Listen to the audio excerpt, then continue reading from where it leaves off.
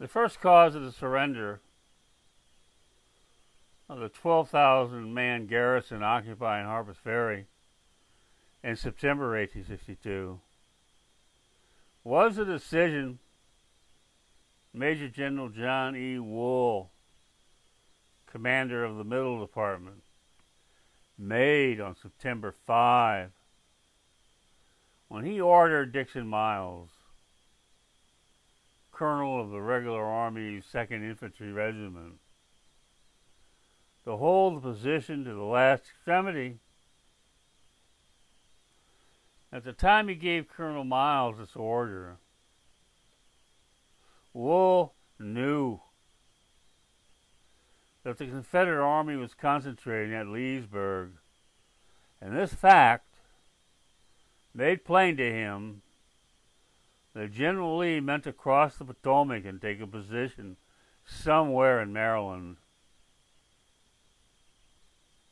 Wool, as did the entire high command of the Union government, expected the enemy, once across the river, to move east in the direction of Washington. Wool knew, too, that as McClellan was again in command of the Union troops concentrating at Washington, he expected McClellan would move his reconstituted army westward to meet Lee as he advanced his army toward Washington. General Wool came to the command of the Middle Department in early June, when Lincoln's effort to execute his plan of envelopment of the enemy forces in Virginia were disintegrating into disaster. Attempting to act the puppet master, pulling the strings of some 5 separate field commands, Lincoln had handed General Lee the initiative like a gift on a plate.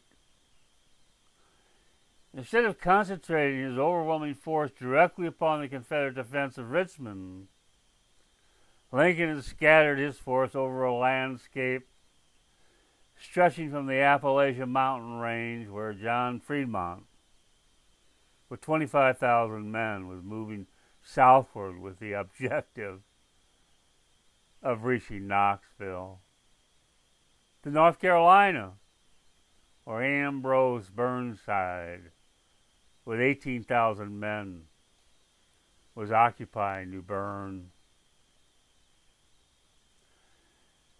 Lincoln's generalship gave General Lee the opportunity in late May to send Stonewall Jackson with some 18,000 men into the seam between these separated forces and attack Nathaniel Banks at Winchester in the Shenandoah Valley, routing him and marching to Harpers Ferry, where he arrived on May 29. As Jackson was marching from Winchester, Lincoln assigned an 1824 West Point graduate, Rufus Saxton, to command the Harpers Ferry garrison. Why Lincoln did this, the record does not say. At the outbreak of the war, Saxton held the rank of captain in the regular army and was in command of an artillery company stationed in St. Louis. He participated in the overthrow of Confederate forces in St. Louis, and by April 1861 was a member of McClellan's headquarters staff in its run-up to the invasion of Western Virginia. By April 1862, Saxton was a brigadier general of volunteers and assigned by Lincoln to take command of Union forces occupying the Sea Islands of South Carolina, when instead Lincoln sent him to Harpers Ferry to supersede Colonel Miles, who had graduated from West Point the year Saxton was born. and ranked Saxon in the regular army. When Jackson arrived at Harper's Ferry, he found that Saxon had abandoned Bolivar Heights and had moved the bulk of his small infantry force onto Elks Ridge at a place called Maryland Heights, leaving a regiment on the right bank of the river to occupy Camp Hill. 3 50-pound rifled cannon had been brought from Washington and placed in battery on Maryland Heights. And the range of these guns reached the plateau between Boulevard Heights and Camp Hill. Saxon's plan, let's say Lincoln's plan, was to receive Jackson's anticipated attack with the Union force occupying Camp Hill, covered by the battery on Maryland Heights, with the option of having the Camp Hill force retreat by the bridges to the left bank of the river. Jackson understood the topography of Saxon's position entirely. He had spent weeks at the Ferry in the aftermath of John Brown's capture in 1859, and he had commanded Virginia forces occupying the place in May 1861. Standing on the crown of Bolivar Heights, looking across the intervening plateau to Camp Hill and Maryland Heights beyond, he understood that the key to Saxon's ability to hold the position turned entirely upon his possession of the crown of Loudon Heights. For while Saxon's 50-pounder guns did cover the approach to Camp Hill, making an infantry advance across the plateau a dangerously expensive endeavor. If they could be silenced, placement of Confederate artillery on the crown of Loudon Heights would subject the Union men occupying Camp Hill to such a fire that they could do nothing as the Confederate attack came at them from Bolivar Heights, but cover their heads in their rifle pits as the iron rained down on them. When General Wool came to inspect Harper's Ferry in early June 1862, as Fremont, McDowell, and Banks were following Jackson up the valley to Swift Run Gap, he stood on Camp Hill and he looked at the mountains looming above him. And he knew what Jackson knew, what any reasonable person in a general's shoes would know, that Loudon Heights was the ultimate key to the defense of the position. Yes,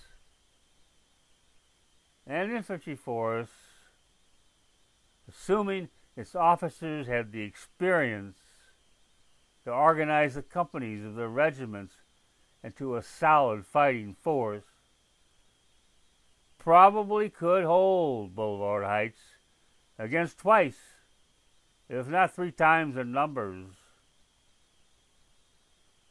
but only if their long-range artillery could operate in battery from positions on Camp Hill, sending shells over their heads into the valley beyond. And this could be done as long as a battery of big guns on Maryland Heights could operate to suppress enemy artillery from limbering in battery on Loudon Heights.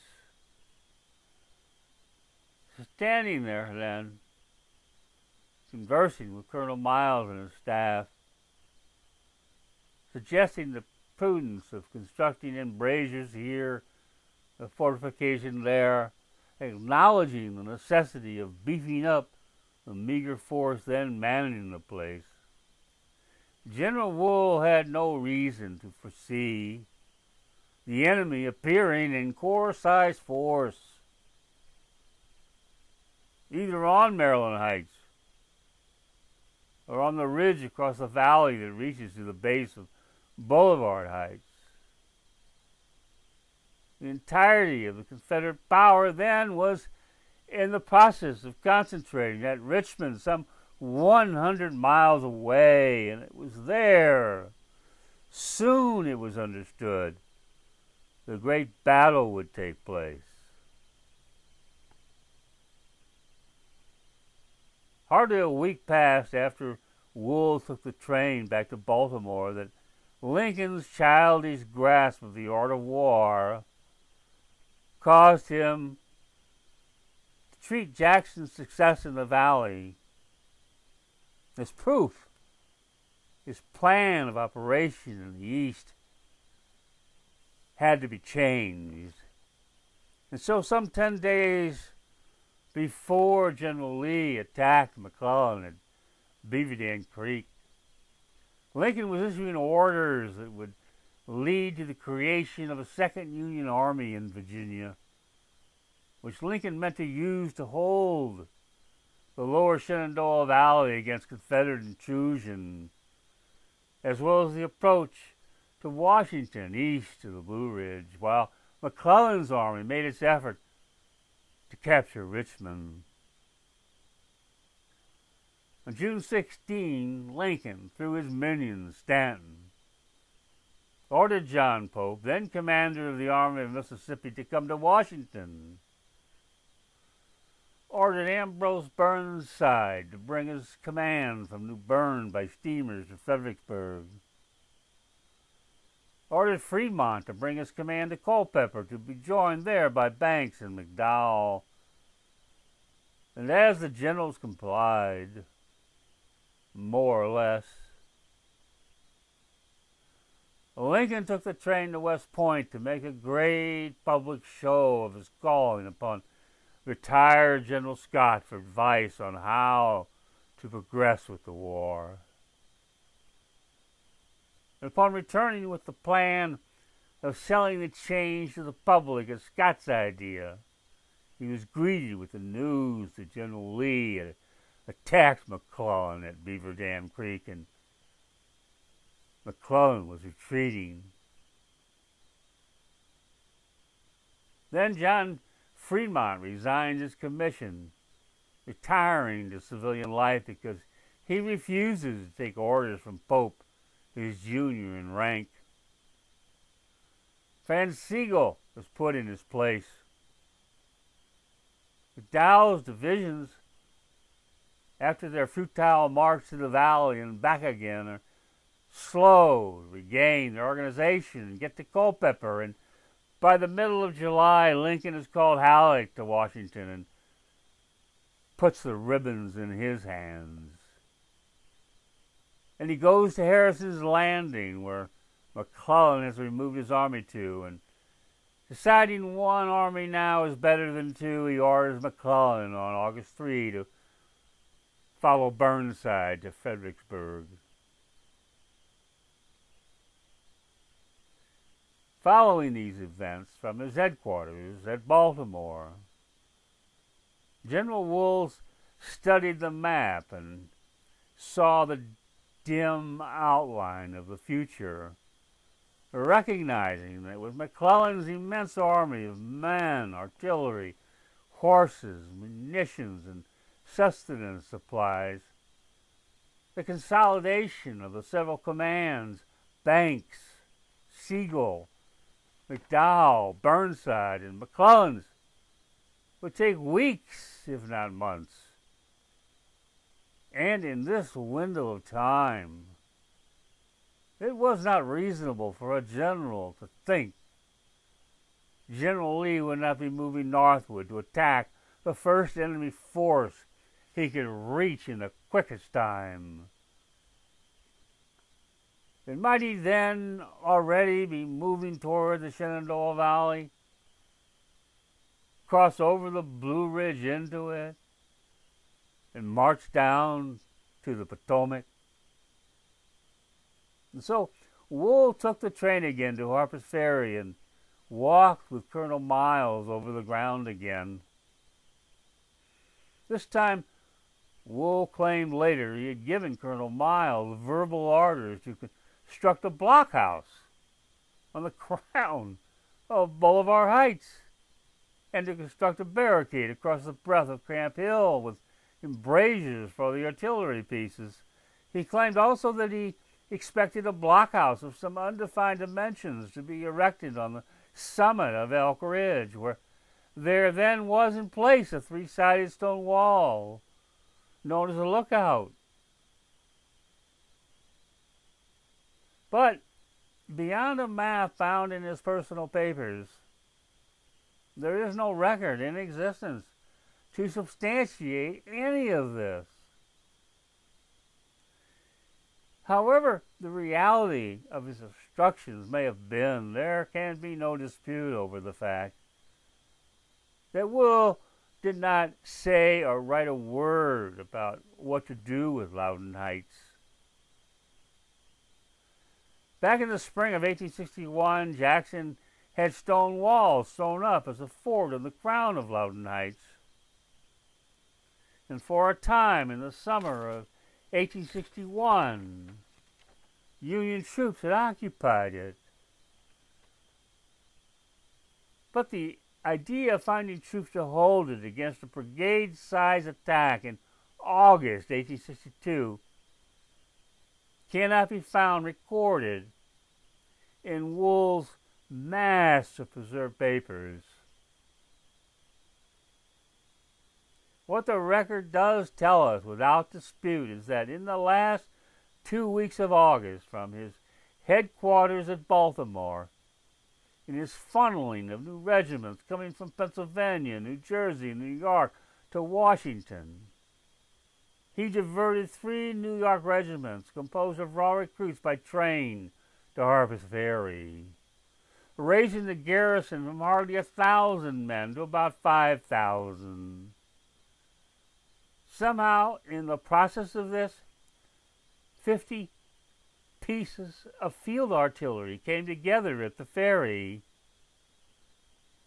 half of which were of various caliber of long-range artillery, 20 and 40-pounder rifle guns, and half were light field pieces, 6 and 12-pounder howitzers. The record does not tell us whether there were present also the horses and harness necessary to pull the pieces and the caissons in and out of battery. Then suddenly came the sharp encounter between General Lee's advance and Banks's corps at Cedar Mountain, and Pope's army, still not completely organized, is retreating behind the Rappahannock, and the Confederate main body coming up, seeming to move in the direction of the valley. And General Halleck orders the commander of the Union Brigade of 4 regiments occupying Winchester to destroy the forts that the brigade had spent the summer constructing, destroy the guns and munitions and supplies that could not be carried away, and retreat to Harpers Ferry.